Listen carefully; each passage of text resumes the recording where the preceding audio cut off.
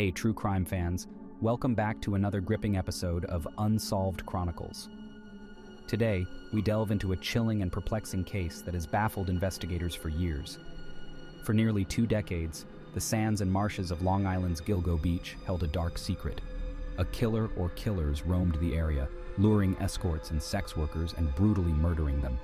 Body after body piled up along the beach, hidden and undiscovered for months or even years. Then, in 2010, a chilling 911 call from a woman fearing for her life led police to check the area. What they found was more terrifying than anyone could have imagined. In this episode, we peel back the layers of the mystery titled Stalking Shadows, Hunting the Elusive Long Island Serial Killer. Let's dive in. Long Island, a picturesque and seemingly peaceful setting, became the setting for a series of gruesome discoveries that sent shockwaves through the community. The hunt for the Long Island serial killer gripped the nation as law enforcement worked tirelessly to free this elusive predator. As the investigation unfolded, it became clear that a serial killer was using this lonely highway as a dumping ground for his victims. The realization that multiple lives had been snuffed out sparked a race against time to identify and catch the perpetrator. The Long Island serial murder case, also known as the Gilgo Beach serial murder case, revolves around a series of remains of female sex workers found mostly on Gilgo Beach, a beach on Long Island, about 75 kilometers from New York, York City, United States. It all started with the disappearance of Shannon Gilbert. The 24-year-old sex worker disappeared in May 2010, hours after a meeting with a local client.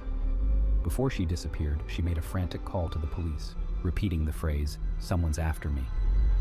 As part of the search for her, on December 11, 2010, a police officer and his dog were searching the nearby beach for a corpse that was later identified as that of 24-year-old Melissa by a German shepherd, Barthélemy, wrapped in a biodegradable burlap sack.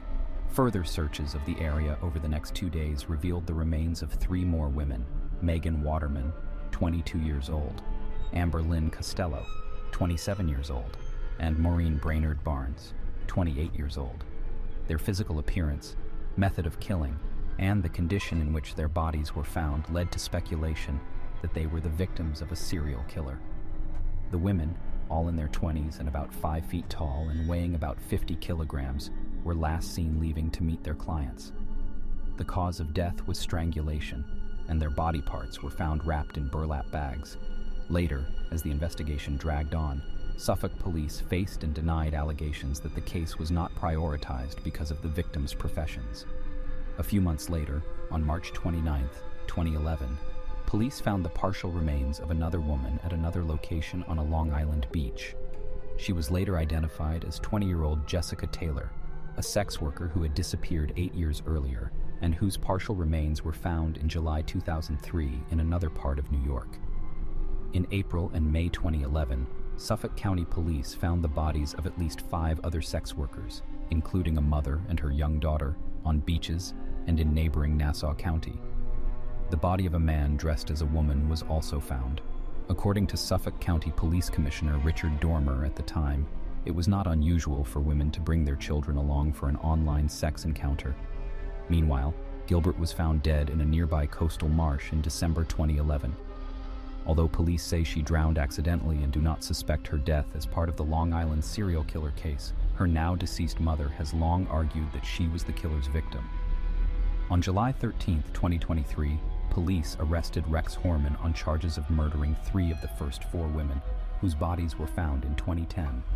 He has also been named as the prime suspect in the 4th murder. Hoyerman, a 59-year-old New York architect, was arrested after a fresh review of old leads in the case linked him to the murders. Hoyerman, who lives near Massapequa Park Village on Long Island with his wife and 2 children, has pleaded not guilty to murdering Melissa Barthélemy, Amber Costello, and Megan Waterman. Police said he committed the murders while his wife, Asa Ellerup, who immigrated from Iceland, was abroad. Ellerup, who filed for divorce, unwittingly played a crucial role in his arrest. Police said DNA from strands of her hair helped link Hoyerman to the remains. Police said Hoyerman came under their radar after connecting a witness statement about a specific early model pickup truck. His cell phone activity and credit card records were also kept close to 3 of his victims. They matched his DNA, reportedly collected from a half-eaten pizza crust in the trash, with genetic material on the victim's remains. According to media reports attributed to police officers involved in the investigation, Heerman had multiple phone numbers and email addresses under false names used to arrange meetings with sex workers. Police said the suspect used the victim's mobile phone to call her family anonymously and even claimed to have killed her. Heerman spotted it through the vehicle registration database outside the home of one of the victims, Amber Costello. Additionally, why wasn't the Long Island serial killer caught? His internet search history showed that he took an active interest in the Gilgo case, looking for progress in the investigation, including the phrase. Authorities searched Heerman's Long Island home and seized a Chevrolet Avalanche pickup truck, 200 firearms, a desktop computer, a large doll in a glass case, a large picture of a woman with a bruised face, and a file, cabinets, among others. The Suffolk County District Attorney said authorities are working to charge him in the death of a fourth victim, Maureen Brainerd Barnes. Additionally, according to the Associated Press, law enforcement officials believe the killings are unlikely to be the work of a single person, so the investigation is ongoing.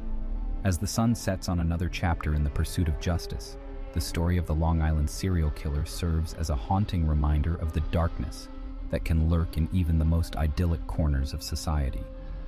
Will relentless determination and cutting-edge investigative techniques finally reveal the face behind the shadows? Thank you for joining us on this exciting exploration of stalking shadows, hunting the elusive Long Island serial killer.